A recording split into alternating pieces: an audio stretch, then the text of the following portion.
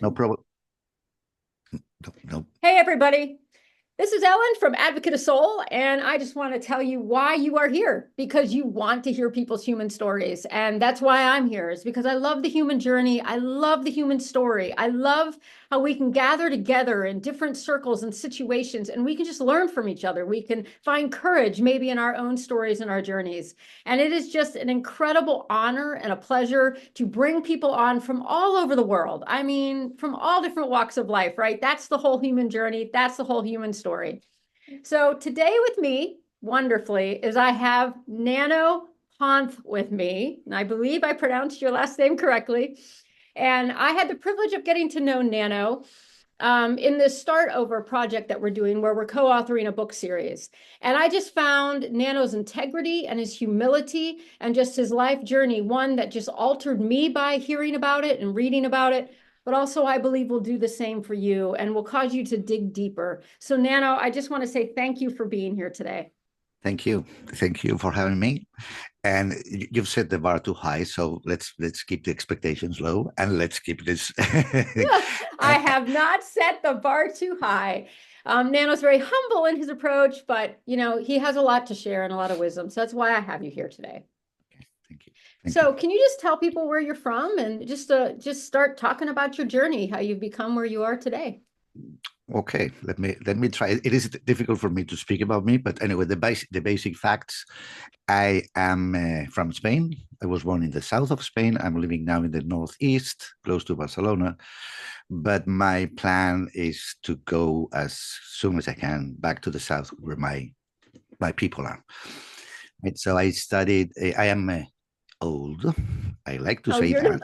I like to say that. I'm 62 at the moment.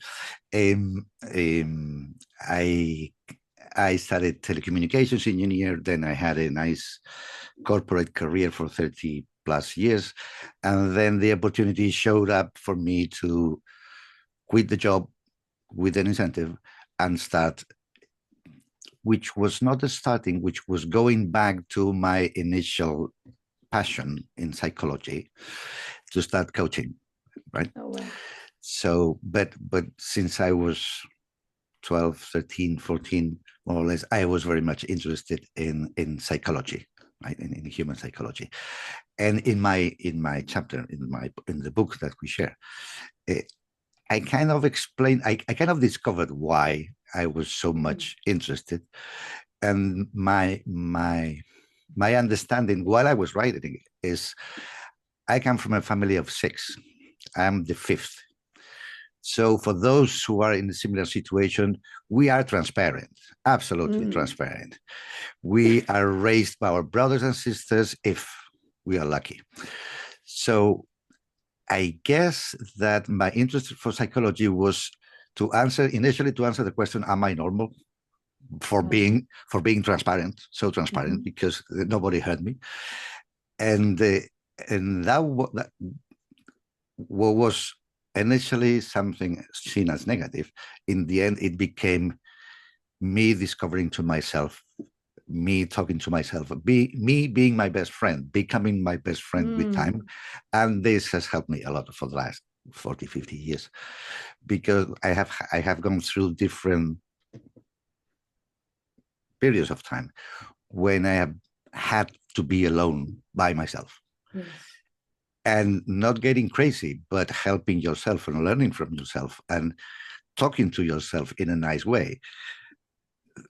This is one of the messages that I want to give in the story, which is, you're never alone, because you are with yourself. You just need to find yourself. You just need to find your voice.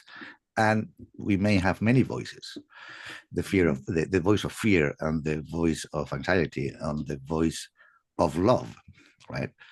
So the moment you find your voice, then you're never alone, right? And then with time, I discovered that this voice was not mine. It came from a higher level, right? Yes. Because it was always right, which is a good thing. Yes. Yes. Yeah. It's a relief knowing that somebody is whispering in your ear and telling you the right thing to do now is that, do it. Yes, sir. And you do it, and fear goes away. As in, Yes. let's do it. But Not, you had to test that voice though, too, didn't yeah, you? To see if it was leading you in the right direction? yeah. In the story, I explained the one of the two life-threatening events that I lived. Well, I guess there was more, but in my story, I have two only. Mhm. And one was a motorbike accident that I'm sure that this voice saved our lives. It was my wife and I were driving, and okay, a tractor decided to turn left when I was overtaking. So it was 100 kilometers per hour. So we should be dead. Mhm. Right? Mhm.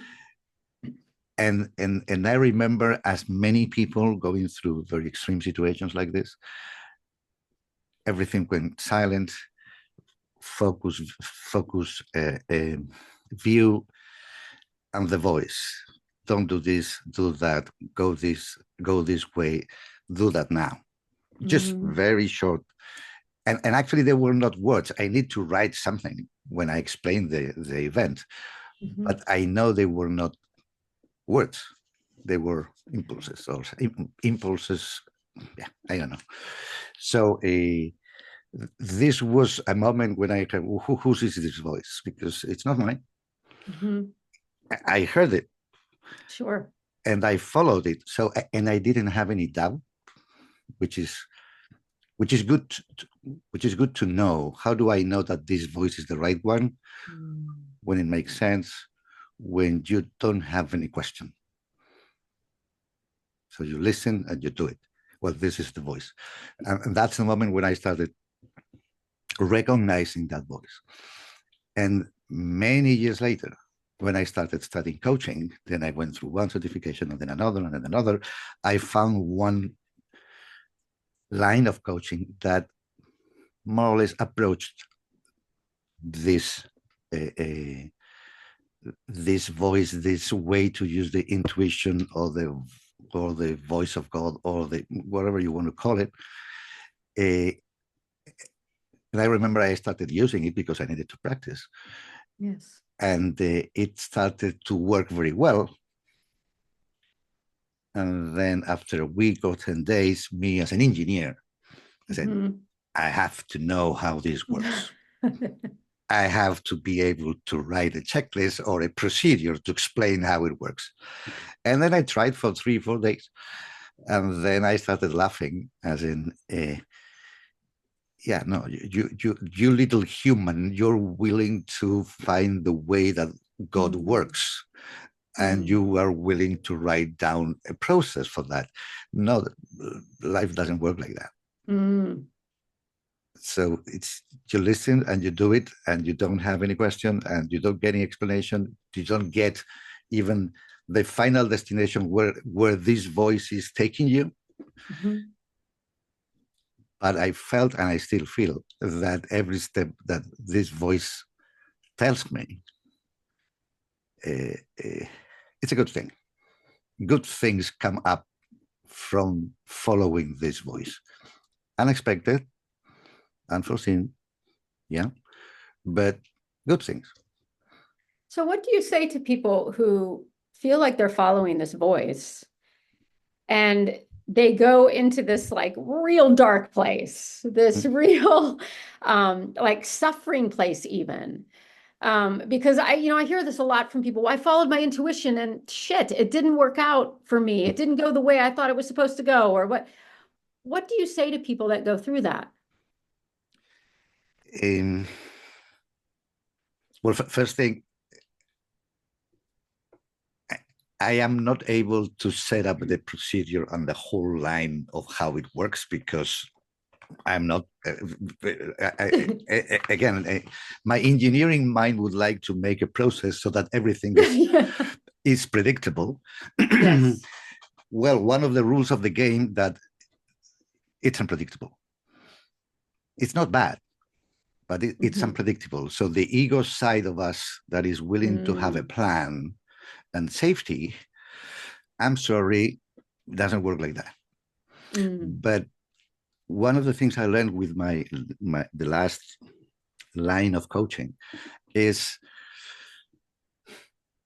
we may have many voices in the head. We need to be able to recognize which are good for us, which are bad for us, and which are God's voice. Let's call it, if I can call it, sure, yes, or intuition, for whatever. Because some people may say, I have had clients, I followed my intuition and I did this. Okay, please explain me the way that you followed your intuition. What did you get?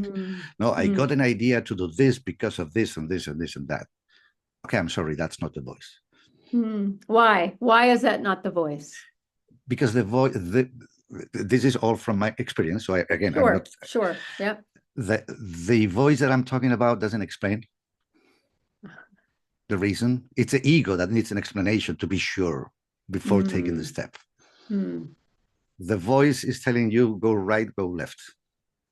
You get a very short message that makes you feel. They say the one that started this coaching line, he says, you get a beautiful feeling, a nice feeling. This is usually women understand that. When I try to explain that to men, what I tell them is you get a sense of, you get a feeling of common sense. This is what makes sense to do now.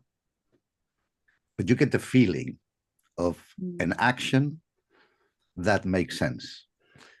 And then it's your free will to either do it or allow the ego get in the way and ask a lot of questions, and then in the end you don't do anything. That's your free will, right? But the first step is recognize who's talking. If the feeling is fear, that's not a voice. If the feeling is anxiety, that's not a voice. If the feeling is big excitement, yes, that's not the voice. I'm sorry. Because many people, I got an intuition and I got very excited. No, that's not the voice. That from my experience. Right. And then you understand when you take a decision too much excited, you may overlook some risks. Yes. When I've experienced the voice that you're speaking of, which would be from my own interpretation as well, there's just like an inner knowing. It's very calm. It's very peaceful. There isn't this like hasty, oh my God, I got to do it now. Because when I've done that, okay, first off, it's like fast and fragile, baby. The whole thing falls apart. Yeah. But when it's this calm knowing, things methodically, what I'm doing becomes very methodical. It's just very gently done. But naturally. And to me, that is when I'm not operating my ego. Now, when I'm operating in my ego, you've got fear, you've got haste, you've got competition, you've got this, you've got all these other things. If I don't sign up for this now, if I don't do this now, I'm going to lose it. Well, if it's meant for you, right? Like it will, if it's meant for you, exactly. It will happen. It will happen. How do you describe the ego, Nano? I'm curious before we keep looking at these voices. Like what is the ego to you?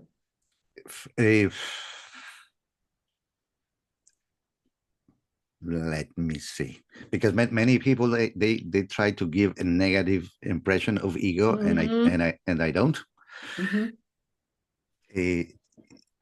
I don't know why humans have a sense of ego, but we do. So if we have been designed by a higher entity, he gave us an ego. It looks like initially it was the protector, the survival instinct to stay alive. Also to have a family, to reproduce, yeah. But initially we feel ego as our protector. But then we become conscious. And then ego sends us a signal of danger. We don't like it. So next time we anticipate the signal of danger that is called fear. We don't like it. this fear, then we create another layer of fear and more fear and more. Is the ego creates a lot of fear if we let it. Is it based on just stories? I mean, it's creating these narratives, right? I guess so, yes. So it's either from our own experience or from the things that we learned. We were from until 7 years old. Until 7, more or less, we absorb everything that people around us tell us. Right? So these people are bad people. Okay, programmed. These don't smoke. Okay, programmed. And all this programming become part of the ego. This is bad. Don't go there. And we don't have an explanation. But it's kind of, don't do that to protect you. So everything that is programming so that we feel safe, I like to call it the ego. So when the ego is too much a protagonist in our head, then we don't know what to do. We are afraid of taking one step. We anticipate disasters that may never happen. Right. But we don't take a step now, so we never move forward because there is a possible disaster over there. So the ego is the one creating these stories. And the ego is very smart. Yeah. The ego can create a very smart argument why we shouldn't be doing this or that. And ego makes us forget that we are not in charge of the future. We are in charge of our next step. But what's going to happen tomorrow, we don't know. And what happened back here is done. Exactly. So you cannot eat yesterday's lunch. You cannot eat tomorrow's lunch. You can only eat today's lunch. But ego says, yeah, but don't eat everything because maybe tomorrow you will not have. Okay, well, that's ego working, and it's programmed all the time, right? The good thing about this is with very little training, we were designed so that our feelings will help you gauge or analyze the kind of thinking that is running in our heads, right? So the moment you feel fear, what am I thinking that is making me feel like this? The moment, and then you realize, yeah, I'm thinking that I don't know what's going to happen on Sunday. Okay, but is there a problem? No. Is there real danger? No. Okay, then it's let's call it a false positive of danger from the ego.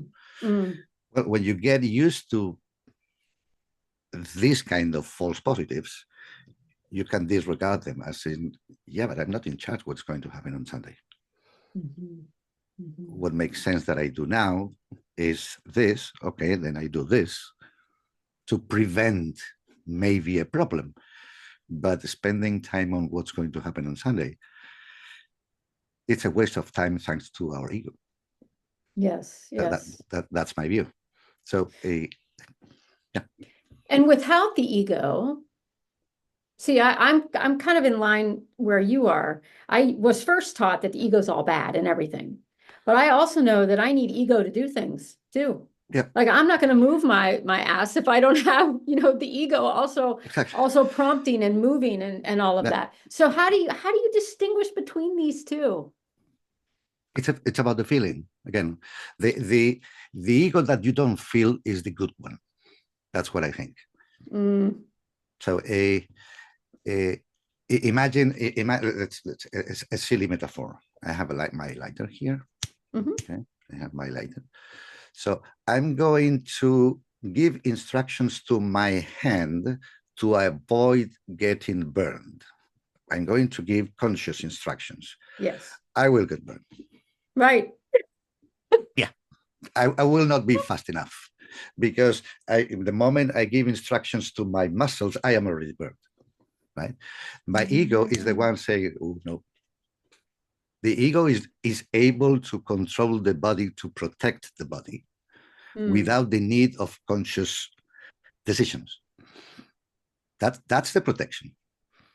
right? When you are driving and you don't know why, but you saw something and you turn right because you saw something, you didn't make a full analysis, conscious analysis of the situation, you went right instinctively, right?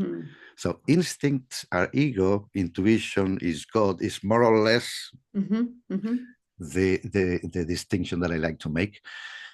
But instincts can be good because they protect us. The problem that people may have is with the overprotection. Yes.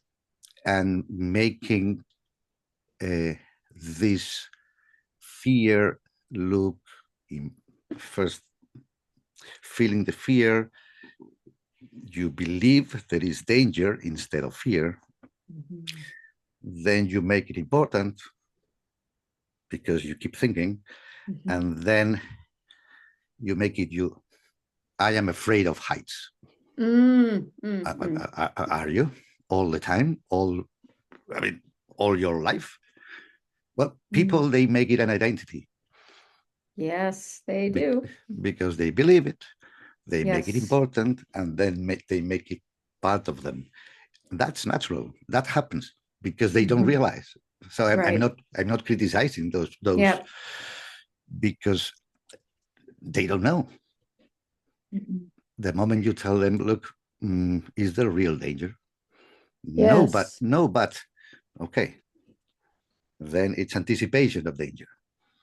Then it's see what you're leading people into is a sacred pause, I'd like to call it, where it's like when something comes into your mind, oftentimes we just react. We don't respond to a situation. And I feel like you're saying, hey, you can actually respond to the situation. You don't need to jump right away. You can just pause for a minute and do what you're saying. Is this really true? Is this where it's going to lead me? Because we just have so many reactionaries running around the planet. And I was one. That's not and I still can be reactionary on things. But I've learned more and more that there's so much wisdom in that pause, just because you can pause. You don't have to jump. There is this in-between moment of this silent, there's like I don't know how to describe it, and you can probably explain it better than me, but it's like those moments when something comes, it's almost like it goes into this moment where you can choose. You've got this choice. It might even be a split second, but you've got the choice. You can still make the choice to react or respond. Would you agree to that? Yes. Let me again, I need examples to explain myself. Sure. So one is, for example, one case that happened to me 3 weeks ago. I'm human, so that everybody knows I'm human. Yes. So I got an email, very short, from the tax office, from the Spanish tax office. This is to inform you that we have sent you a notification, period. Oh, okay. I was afraid like hell. Yeah. And I said, and then, why am I feeling so afraid? I haven't done nothing wrong. This is just a cold message from a computer, so there is nobody behind. But still, I have my past, I have my beliefs that the tax office, they are bad, they are going for your money. So I got afraid. I got a lot. They say, okay, notification is sent if I have done something wrong. I have done it already. Right. Which I don't, but anyway, I have done it already. They caught me. So the only thing I can do is read what is it about. But I had my 10 minutes of panic. What happened? Sure. Well, for that moments, knowing the feeling of fear means you're thinking a fearful thought. That helps me. Right? So the moment you're feeling something, it means that you're thinking something. Once you realize, but what am I thinking? Then the two basic questions: is it true? And if it's true, is it helpful for me to keep thinking that? Mm-hmm. So is it helpful for me to stay afraid the whole time? Mm-hmm. Or I can do something else to avoid the fear. Fear comes from uncertainty in this case. So to avoid uncertainty, I need certainty. I need to open this bloody notification and see what they want from me, right? So this is what would I tell people? I usually don't like to tell people. I suggest people to try things, okay? Yes. But in this case, is when you have a strong feeling, in this case of fear, ask yourself, what kind of thinking process is making me feel that? Mm. And then, is it true? Is it helpful? Is it helpful? No. Then let's do something else. Otherwise, I am hurting myself Mm. with this thinking. But the good news is we don't realize how many times we already do that. We don't realize how many times we already follow the intuition because it is so natural and it doesn't raise any feeling that every day we are doing it. We just stop when there is a strong feeling stopping us. But you didn't ask yourself a lot of questions this morning. Mm-mm. Because it was not because of your habits. It was because the intuition was already telling you what to do. And you were listening and you were doing without questioning, without asking for proof. Is this going to be the right Yes. thing or not? You already did that this morning, and everybody. We just don't realize. So noticing all the times that we are already doing it, it's a good thing. Because then you get familiar with the common sense feeling. Yes. I don't know if I'm making sense. It makes complete sense. So why do we have, and I know again, these are all our just thoughts, we're just running them around, but why is there such a lack of trust? Because we have to trust somewhere in this process too. Yeah. In my case, and again, it's my case. If it's helpful for somebody, that's fine. I, I have one of these quotes that I like to use from time to time.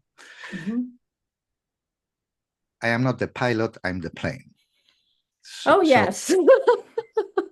So the pilot that I like to Mm. call God or whatever, I like to call God because I need to have a name, a label for this idea I have in my head, right? Mm. But it's a label, right? Mhm. Mhm. So the moment I don't even like to call it surrender because I'm not surrender. I was created by God Mhm. as there was a British guy, a very brilliant guy. He wrote very difficult for me in English. He said, "We are an individualization of God." So not even a part of God. Mhm. We are God itself in a body, in a soul, in a spirit. Yes. The moment you believe that, you don't have any reason to be afraid of anything because you have the best companion through the whole life on earth. So the trust in yourself, in your inner self that is connected to God, other people they call it faith. That's fine. Mhm. Well, when you have that, events are neutral. What happen,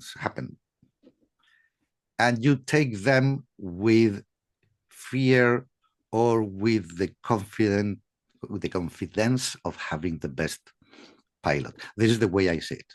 So it is, and I don't see it as religious because Mm. I don't follow rituals Mhm. of any religion. But the spirituality of having the creator created me as individualization of him, I am safe. I am safe all the time. Mhm. I don't need, for example, I don't do I need to prepare this conversation now? He No, will, no, he will, mhm, I have this, he will speak to me here. So, and I mhm, have no problem. And whatever comes out of this, it's going to be good as long as me and you follow the mhm. voice.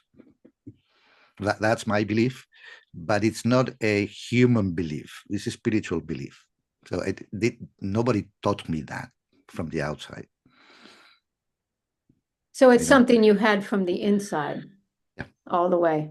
yeah, yeah. So in this again, in these many conversations that we all have, and I had to have in my past, Mm. I had the chance to learn my different voices, Mhm. and there was one that was, and that's something that I like to tell people. When you don't have a name for that voice, that's it. So if you have inner conversations, some people imagine that you have inner conversations and you tell yourself, Ellen, stop doing that. When you give yourself a name, that's not the voice that we are talking about. Because another way to say that is, if you ask me who are you, I will answer, I am me.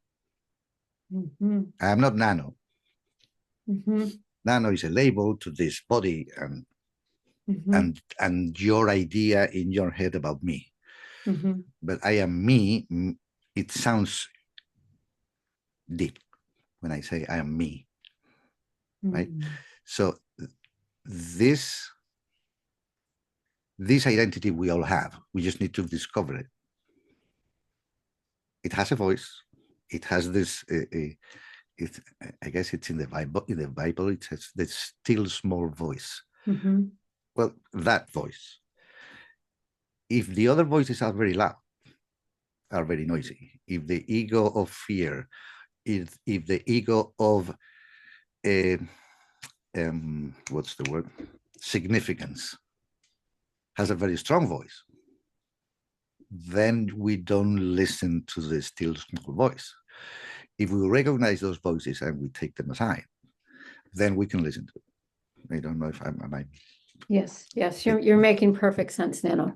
Hmm. So, what are some things that people can do with, just, because sometimes when I'm talking to people are like, well, that sounds great, but how do I begin practicing that? And I know it's not a practice per se, but That's but how do I begin being in this presence? How do I know? Like, and I know you're talking about, well, it comes from the feelings and all of that, but what are some practical things that well, people too can also can yeah. look at to help Well, them discover? I can. I had the same question, and then I went Mm-hmm. back to my coaching lessons and my coaching teachers, because how do you do it? Yeah. So Yeah. so they have some. They don't even call them exercises, as in Mm-hmm. something that as in something that you assign people. They call them experiments, as in try this and see what happens, because it's the I realize that it's the only thing that you can do. Try this if you want, and let me know what you see, because what you see and what I'm pointing may be different, but we are here to help you see something. So I'm not here to tell you what to do. Correct. I'm just here to pointing to places that worked for me. Mm-hmm. Let's see if they work for you. Mm-hmm. Because in the end, what I see in reality, my worldview is mine, your worldview is yours. Mm-hmm. Mm-hmm. I can never know which one is yours. Never. But by talking, by pointing, we can find similar places that may help you. So, as in experiments, for example, they have one, it's silly, it sounds silly, but it's intended to help you recognize the voice. Okay. It's called the comfy chair exercise. So you sit in a chair, you have 1 hour for you. You don't, you do what comes to mind when it gives you a sense of common sense. If something else comes to mind that that gives you another feeling, then you stay in the comfy chair.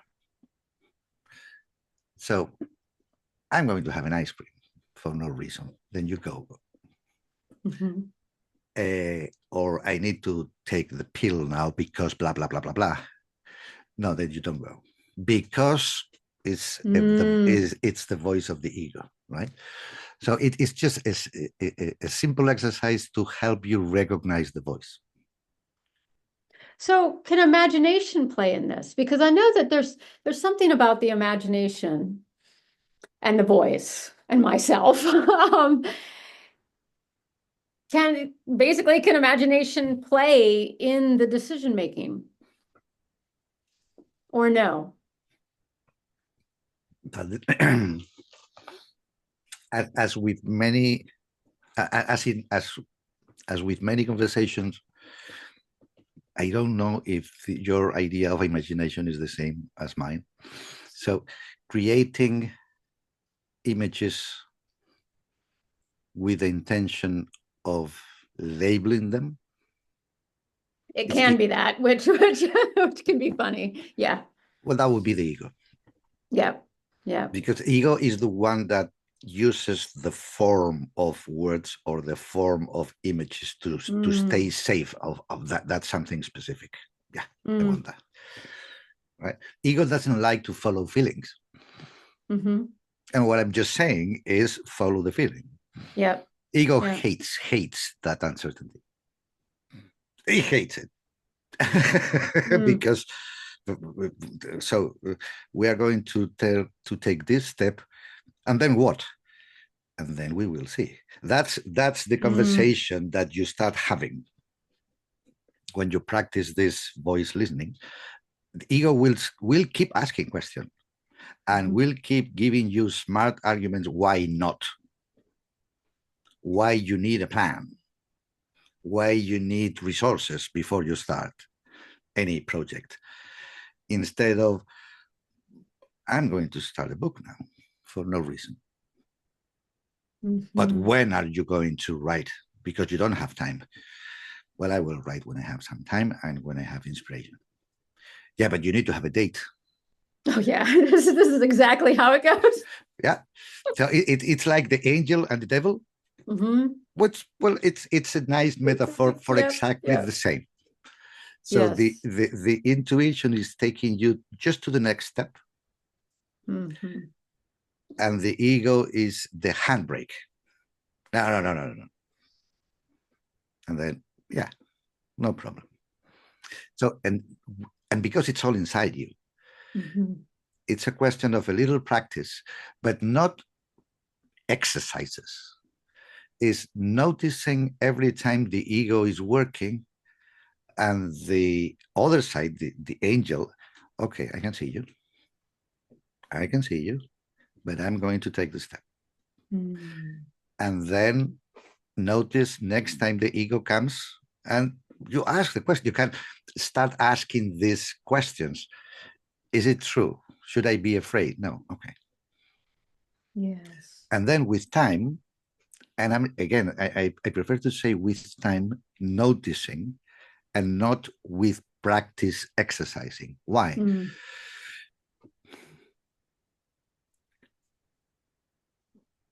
Babies learn to walk by walking, not with a schedule. I need to take 10 steps today and 15 tomorrow. No. So they notice what works, what doesn't, and next time I may repeat the same mistake. Okay, but I will keep trying. So the way that babies learn is what I'm talking about now. Is you keep noticing your ego. You don't complain because you made again the mistake. No, you just notice. Okay, I did it again. It's a habit, and then you keep trying, and then you keep trying. But you don't even make a plan to keep trying. It's natural. It's natural that you keep trying. Why? Because every time you go the angel way, you follow the intuition, good things happen. Yes. So that was my journey. That was my path. Is I don't know why this is working. I don't know how this is working, but it is working. Hmm. So the comfy chair exercise is one, but this is to recognize the voices. There is another metaphor that I like to use is once you know the voice of ego as the handbrake or too much protection or very clever very clever discussions, and before you start you need to make a plan, and before you take once you have a plan you need to review the plan, and then Oh, yes. you should have a third opinion of the plan before you take the first step. This is all ego with a handbrake on, right? One of the things that and that's personal, that's my way to ground myself. I have a tree here, and I love trees because they are silent. Yes. And yeah, trees, they grow as tall as they can given the circumstances that they are. They don't complain about the ground. They don't complain about somebody chopping their branches or wherever. They just grow as much as they can every minute given the circumstances without complaint. Why? Because it's natural. Well, following the intuition is natural. Stopping when there is real danger and ego says stop, it's natural.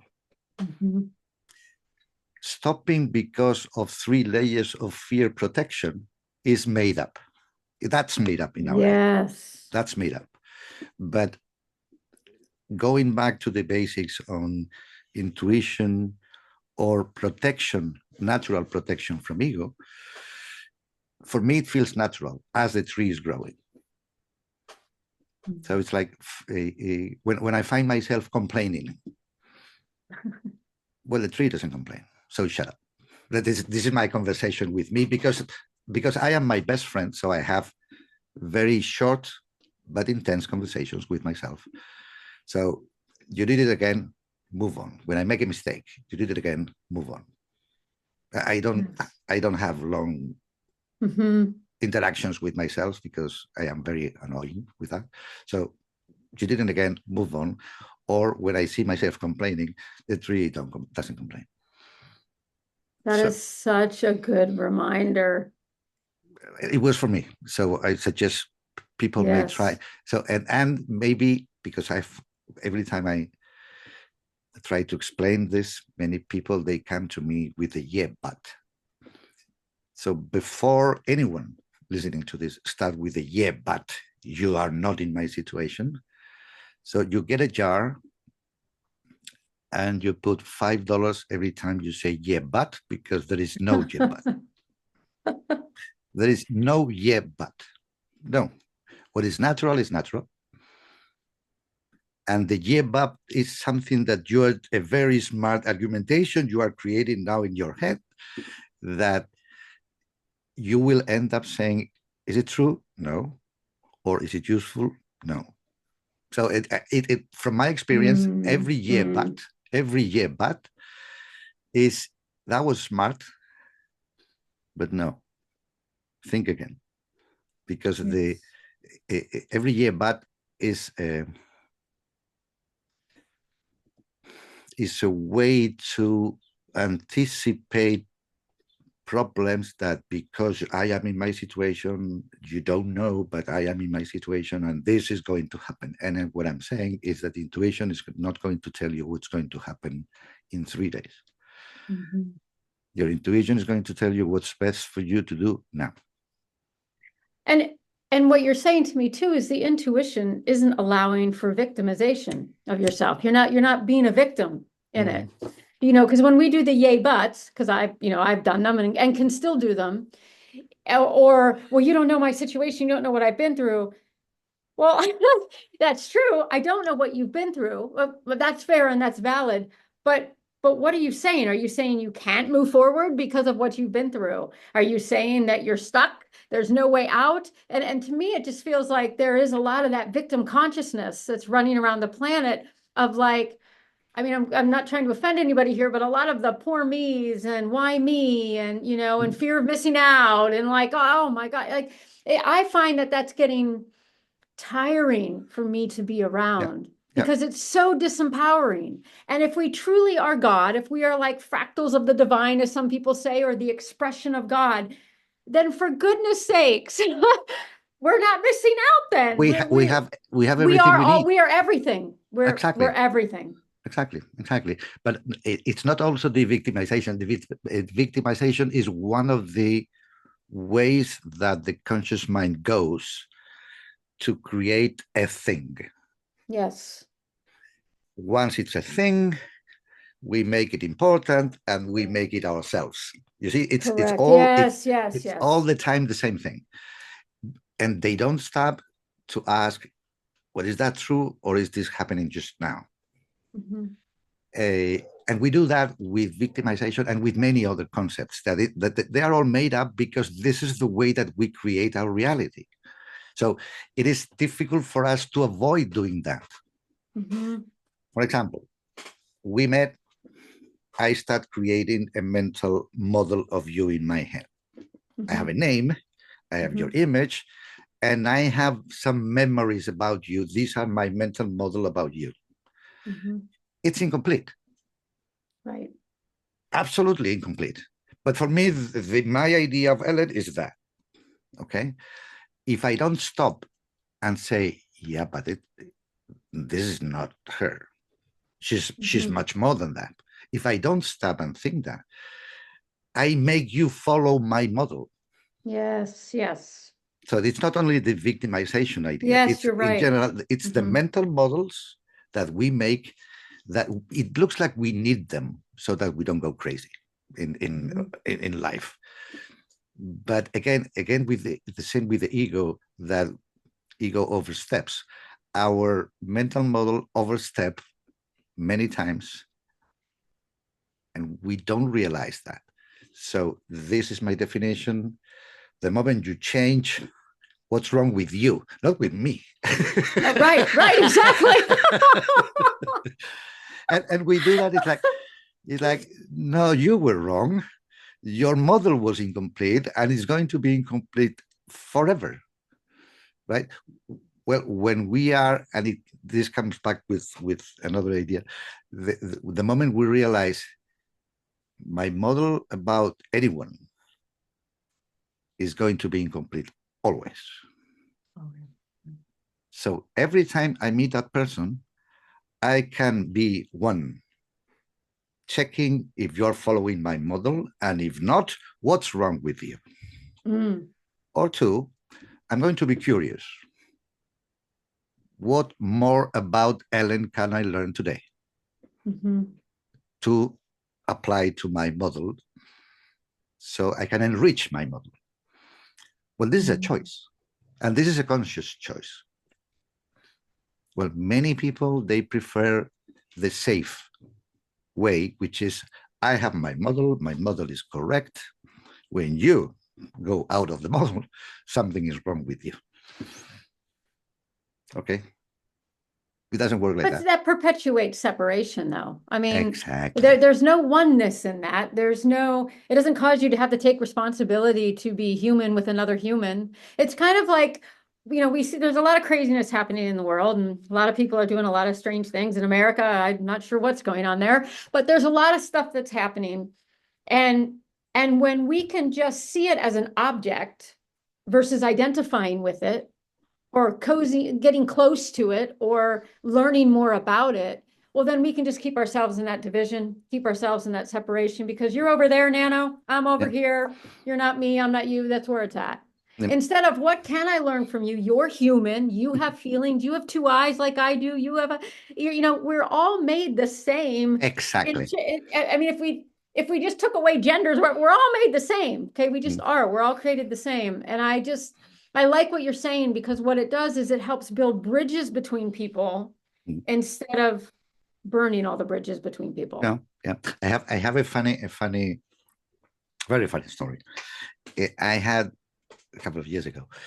I was invited to a podcast organized by two young ladies, friends of a guy that I was mentoring. A young guy. He was 18 at that time, and he adopted me as mentor. So it was not a business relationship. He adopted me. Okay, he is from the States, young. He is black. Okay, which is for me in Spain is just a way to describe him. Not Sure, sure. And the two ladies as well. So of course, one of the first one of the first questions is, how do you see America? And what do you think about race? Okay. And then I went into, I didn't go into my pure analytical engineering mind. I went into my normal common sense way, which is, look, I know the States basically,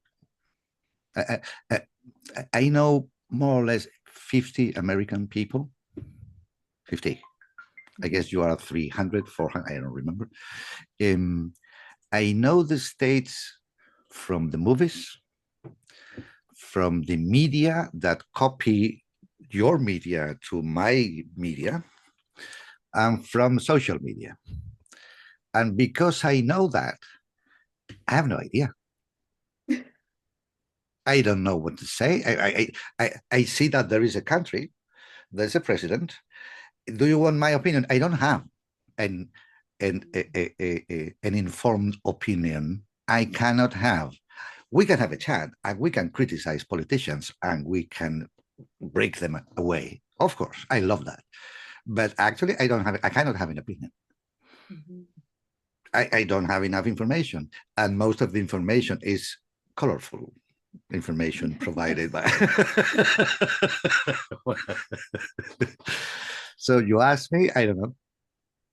I don't have an opinion. I'm sorry. I don't have an opinion of Germany. I can have an opinion of Spain because I've been moving around for many years. So, yeah. But from the rest, I don't have any. Sorry to spoil the. And how did they respond to that? They changed to the next question of the race because they didn't go. They didn't expect that. And then about the race, say, well, I don't know in your culture what is race about. I don't know not in your country, in the town that you were raised, what was the narrative about race? If the narrative was what I see again on the movies, if this is as extreme as I can see in the movies, but they are movies, they are stories. Well, we don't have that here. So race is not a thing here. The race discussion that you have sometimes over there, I guess, we don't have it here. So I don't have any opinion on what's going on there because it's based on the way you see it. But from here, we don't see it now. Right? We are starting now these days some political movements pointing and highlighting race differences. But it's political. Yeah. It is political. I mean, we are in a country that was invaded by the Romans, by the barbarians, by the Arabs several times, and before many others, and after many others. So we are Spanish, but we are a mix of many. From centuries back, we are a mix of many races. So it's not a thing. It's not a topic for discussion. They didn't like that. Again, I'm sure they didn't. I'm sure because they were expecting, and then they went to gender. Yeah. The men, women, not just men, women. Mm-hmm. And I said, okay, I can tell you what I think is, and I try to make it very slow. I think that God created us all different. There is no two nanos in the world for a reason. Mm-hmm. That's one of the reasons why I believe in God. God doesn't duplicate. Mm-hmm. We are all different for a reason. I don't know why. I cannot answer that question, but I know we are all different. So trying to make groups is to standardize something that is not standard. Yes. Trying to make groups in math, in statistics. I love the statistics. When I was young, I love that. But in statistics, you make groups after the fact. You analyze a group and you see commonalities and you see patterns, and then you make groups because it's easy for the human mind to manage groups instead of individuals. But to assume that because you belong to this statistic group, you are going to be like that. No. Mm-hmm. There is a God working all around. So I don't know what's going to happen. We make groups to make things easier for us. Yes. But that doesn't mean that the future is going to be the way we predict. That doesn't mean that.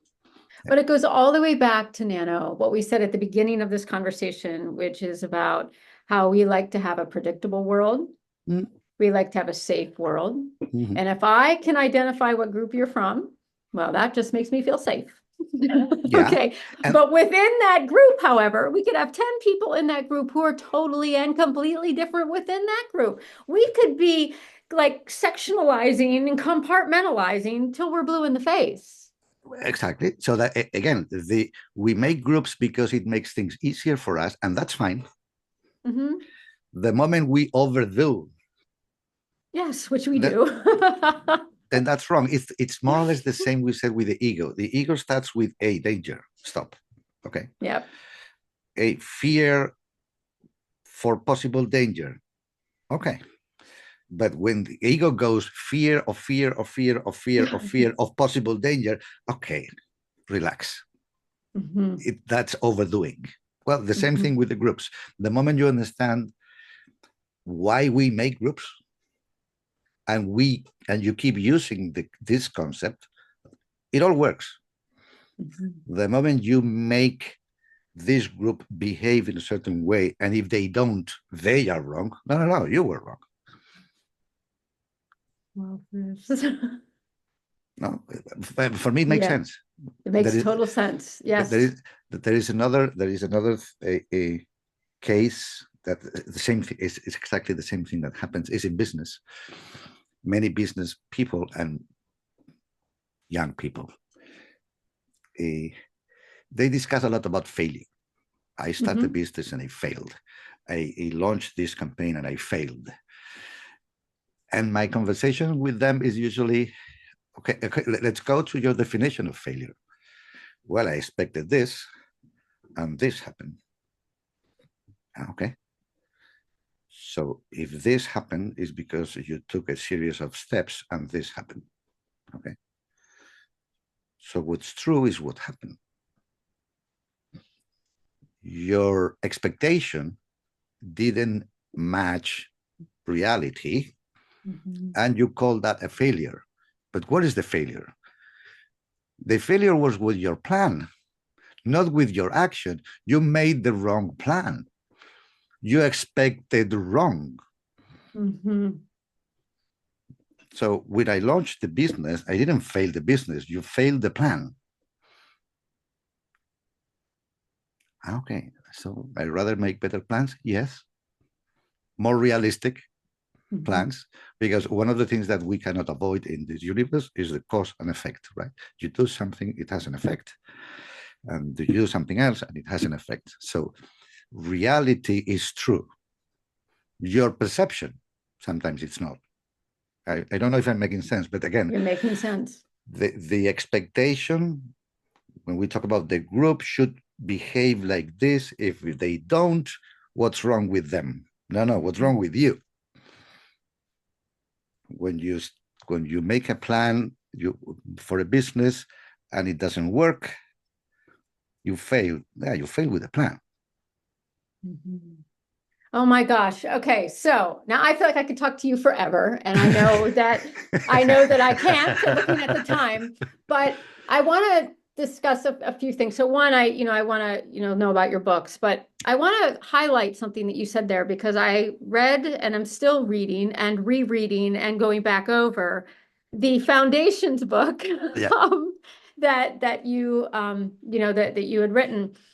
And it is about vision. Like, what is your vision? What is your passion? What are those things? Because it feels like we can, I know I can, build a business sometimes just because it's what's expected. But if it's not passionate, if it's not laid well, if the plan is not laid in the way that I need it, and for me, and I don't mean like in the way for like protection and safety. I don't mean that. I mean just who I am. If it's not within that, then the outcome is going to be quite different than me going into it. And so I appreciate you talking about plan.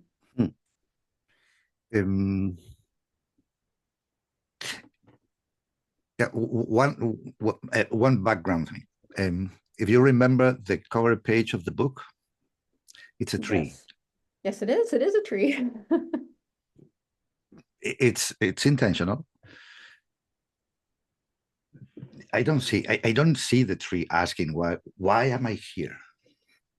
Right. He does what he's designed to do. He doesn't have a conscious mind to ask these questions. Right? I call him he because he's a friend. Okay, so it's okay. So in one of the messages in the book is when you find your passion, you are closer to the reason why you are here now, which is the natural way for you to grow as a tree. So I should be this kind of tree. No, you are this kind of tree. Yeah, but I should be. Yeah, okay. But you're not. You are this. So this tree is going to give this fruit. Don't try to give others because you are not made for that. Yeah, but I would like to. These are all very nice intellectual conversations that don't help because it's you against yourself. It's the handbrake of the ego, yes, willing to have the full plan with the certificate of success before you take the first step. Welcome to the club. We all try, we all fail. Right? It's what if. So the yeah but and the what if, it's $5, and then you will be rich because I am rich. Meaning these are the questions of the ego. The intuition doesn't ask questions. They give you next steps. Yes. For example, in this line of coaching that I like, one of the training courses that I studied was about business because I want to see these guys telling CEOs and executives to trust their intuition. I want to see them, how they do it, right? Well, the guy said, there is a moment when it feels common sense to make a plan. And before that, it's a waste of time. And it's so true. Sometimes people say, I'm going to start a business, and for that I need a plan. Okay, but do you know the business? Do you know what the business is about? Do you have an idea? Oh, these questions. So, no, I ask these questions because it makes sense that when you are going to, one of the things that I like in these people, the concept of creativity. When you create a business, it's going to be your business because there is nothing like that. So you are actually creating something from nothing. That is yours. That is no duplicate. God doesn't duplicate. And the process of creation in all the cases, the tree included, it starts with a small seed that grows naturally if you let it grow naturally, until it starts taking form, meaning you keep going back to this kind of business naturally. It starts taking form in your head until you realize, now I see it. Now I can see it. And there is a moment, because there always is, when you have enough form in your head to say, I'm going to make a plan, but not 100-step plan. I'm going to make a plan of 5 steps. Because it makes sense that you have some form, but you need to give it a little bit more, and you need to decide A, B, C, and then you stop and see what you have. And what makes sense may not be another plan, maybe ask an expert, maybe share your idea with a friend. So following your intuition in business is the same as in the rest of your life. The same thing. What makes sense makes sense.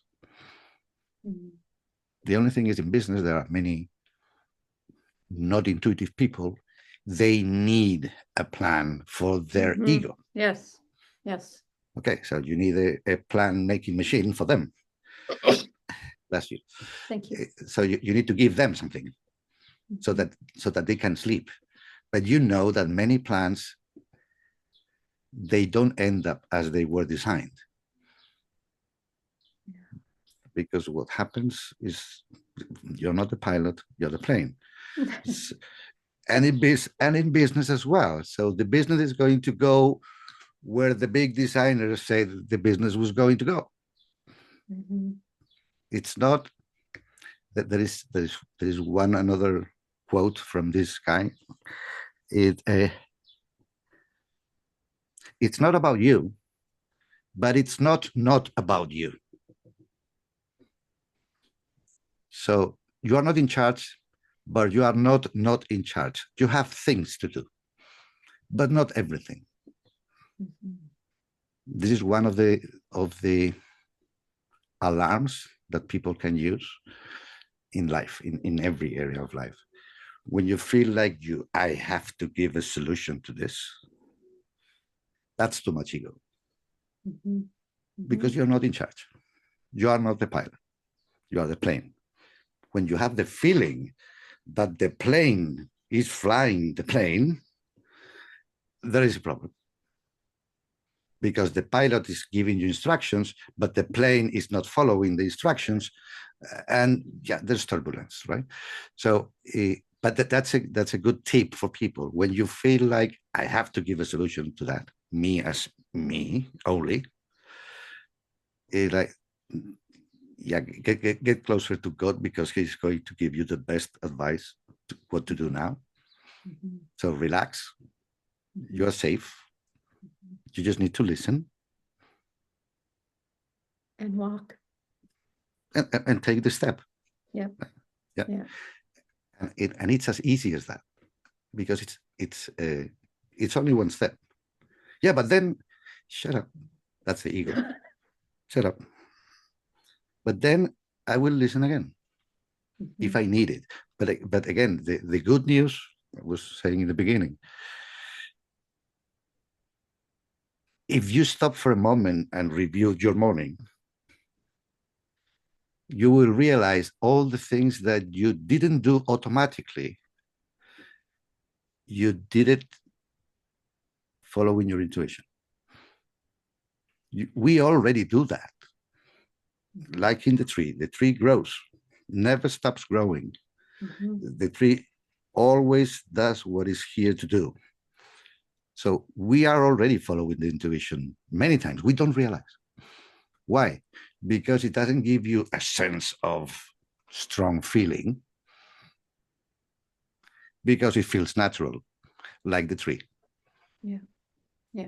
More or less. Am I making sense? I'm talking. You are making wonderful sense. And I love it. I love that you were talking all this. That was the whole point of it. We are going to close here, but I would like you just to tell people where they can find you if they're interested. I know that you do coaching and different things. Where can people find you? talk a little bit about your books, and then we'll end it. But this has been great, Yeah, yeah. I do this very bad. So my website is nanoponce.com, nanoponce.com. I am on Instagram, not very successful, life coach Nano. I am on X, life coach Nano as well, and on LinkedIn, Nano Ponce. But I am, and I'm sure that you will put something on the description. I'm gonna put something below. And I, your books? it was funny. I wrote a book that is on Amazon now. It's to help. It is intended to help women analyze and plan Mhm. a balanced life. It started. It didn't start as a book for women. It started a book for people. But then I realized, well, let's be different. So let's have a male coach writing for women, which is not frequent. And it was fun. It was very funny, very funny. So I wrote it first for me, then I wrote it in Spanish for women, and then another version. It's not a translation, but another version in English for women. Then I wrote a small one about ethical business, the one that you mentioned Yes. before. Excellent book. Well, it took me a week. So that means no, and I can't say that because in the middle I had developed a book coaching program to help writers write a book. Based on my experience. I developed something to help them have a book published in 90 days, and then using my own method or framework or whatever. I followed it and said, okay, well, now I have a book. And it was 1 week. Why? Because having more or less the ideas, the process to write, and I suggest people to write a book because the feeling of having a book published, no, I'm not selling here, but the feeling that I had when I published is, I don't need sales now because I wanted to publish it. I wanted to have it there. My metaphor of the bottle. I write a message, I put it in the bottle, I throw it to the ocean. That's my job. Who is going to get it and when? That's not in my hands. I did my part.